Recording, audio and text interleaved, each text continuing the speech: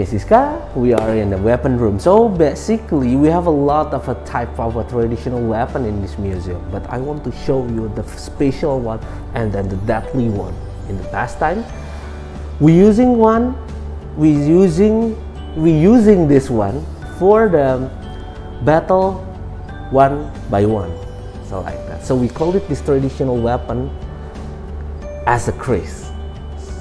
Kris is traditional, actually it's traditional kind of a knife, but more deadly than knife.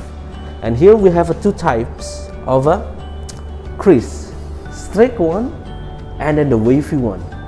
And then for the deadly one is the wavy one, like that. And then why one is completely deadly in the past time, because to using this one, we're not just stabbing like a knife.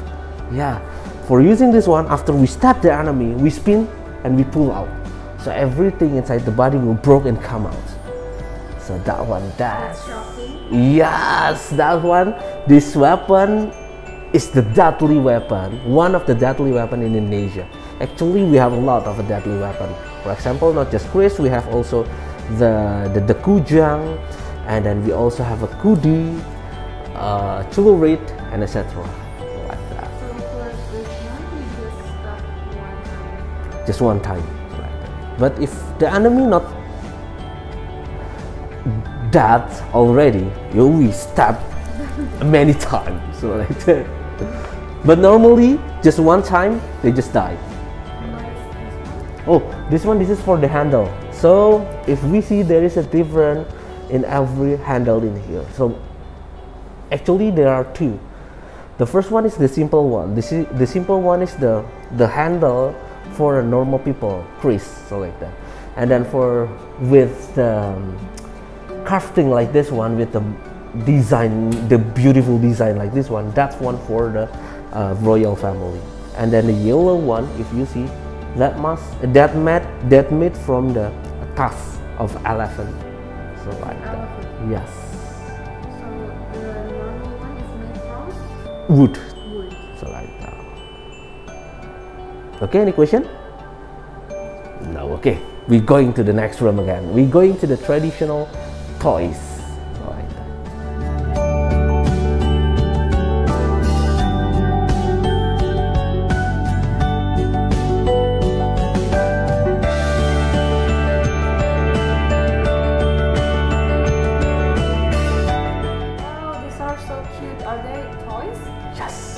This is the traditional toys in Indonesia. So before we know about the gadget, every single children, they play all of this kind of toys, so like that.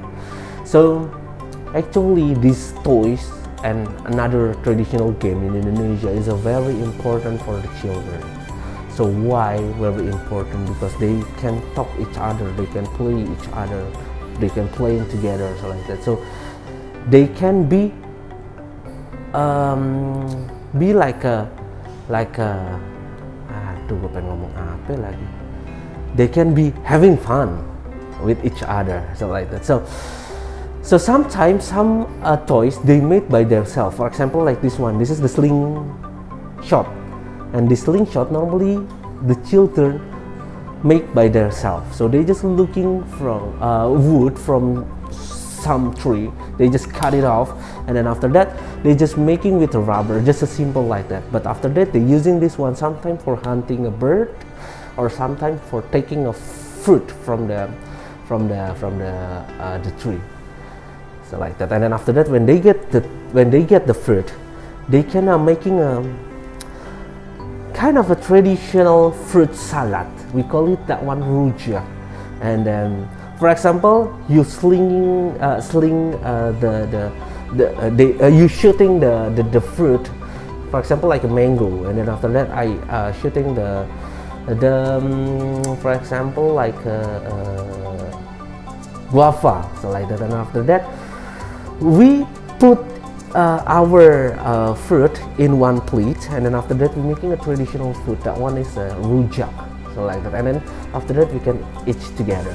So you put rock in there, right? Right. So always rock, because in the past time for the traditional toys, everything what we get we can using that one for the game or for the toys, so like that. And here we have a lot of a type of a toy. So like for example, this is the fire boat. So we just burning inside this boat, and then after that we put this boat on the water, and this one will walking by itself. So like that. And this is like a flute. This is the bamboo flute, and then after that we yo-yo, that one. So I think in many countries in this world they have a yo-yo, traditional toys like this. But this one is traditional from actually not from Indonesia. So this yo-yo is maybe basically coming from China in the past time. So like that. Okay, so maybe we can go into the next room. Okay, please.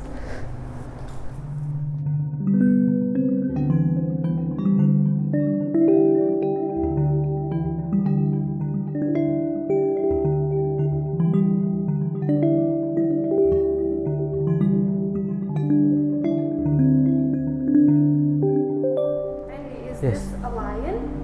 Yes, this is a lion. So actually this is not a real lion. This is the mythology animal from Bali.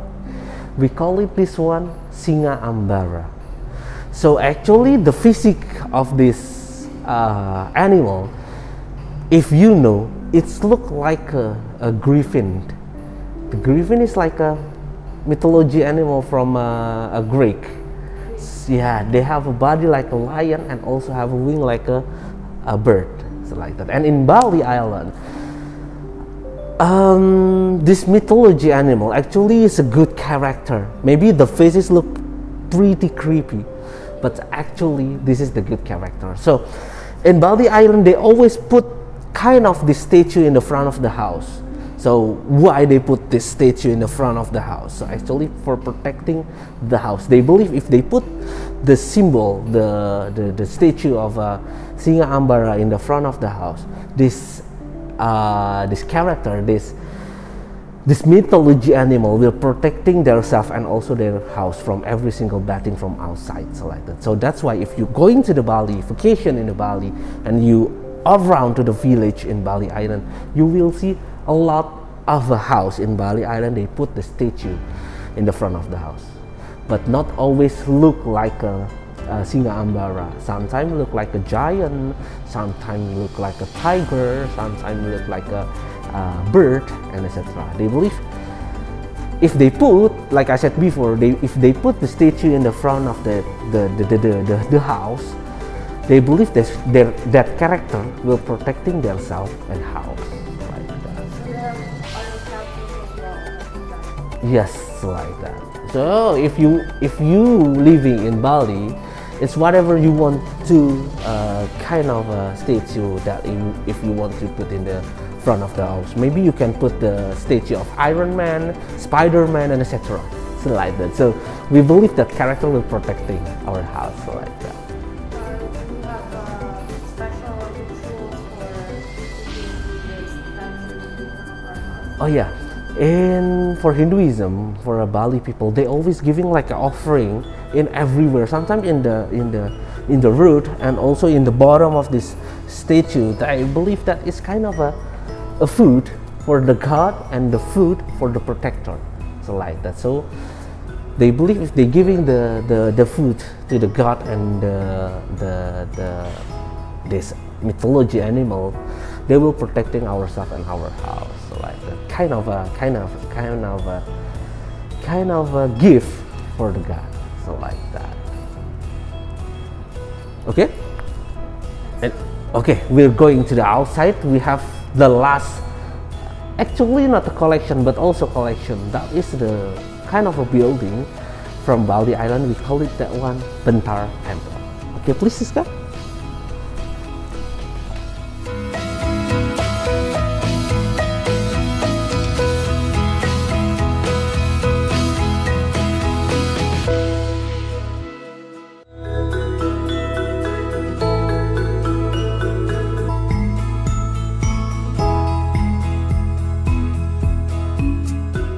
Okay, Siska, we arrived in the last place in this museum. We call it this one Bentar Temple. So actually for the Bentar Temple, it's not for this building. We call it the Bentar Temple for the gate of this building. In the front there is a big gate. That one is called Bentar Temple, like I said before. And then inside of the gate, this building is actually called Bali Gede. So in Bali Island, Bali Gede, it's normally for the kind of a traditional procession in Bali Island, and also for a symbol of like a yin and yang in Bali Island, for a symbol of balancing. So if we see, there are two beds in here, right side and the left side. So in the right side, that's for the baby. So after the baby born, we put the baby in the right side, and then after that we giving like an offering, and then after that we praying to the God. So that one is for symbol of a birth. And then after that, in the left side, that's for the dead body. So for Hindu people in Bali, when there is someone who passes away, they burning the body. They not bury the dead body under the ground. So before they burning the body or cremation the body, they put the body in the left side.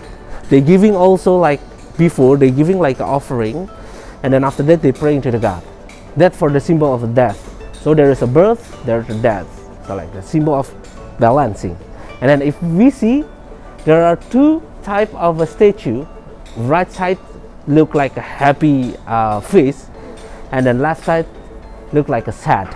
So like that. So this is the symbol that in our life there is a happiness and sadness. So not always in our life always sad or always happy. Sometimes there is a sadness, there is a happiness. So everything in the body and in everything in the world always balance. So God always making a balance. So God never making people difficult in their life. So good and bad. yes. So like that. So there is a good, bad. There is death, birth, happiness, sadness, heaven, hell, and etc. Everything is a balance. Just that. But do they really put birth in the right side and death on the left side, like in the same time? Not always. Sometimes just they just doing the birth ceremony or the death ceremony. Not always together. So like that.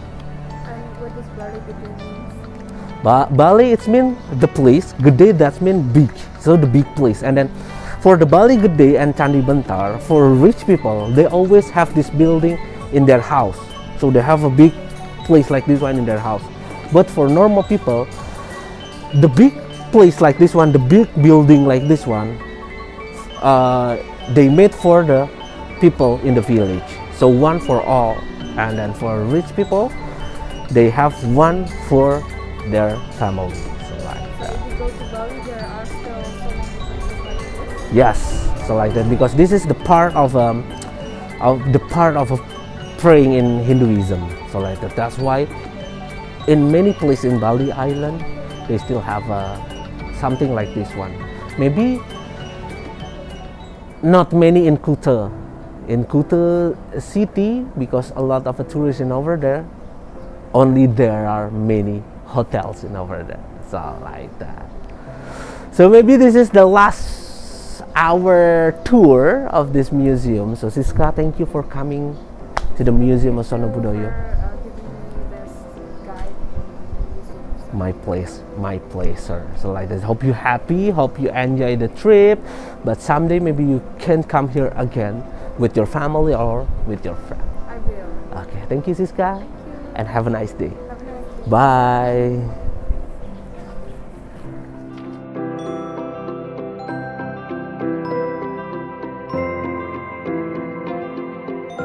So that's it for the virtual tour. I would like to thank you for your attention this past hour. Don't forget to follow our Twitter, Instagram, and other social media.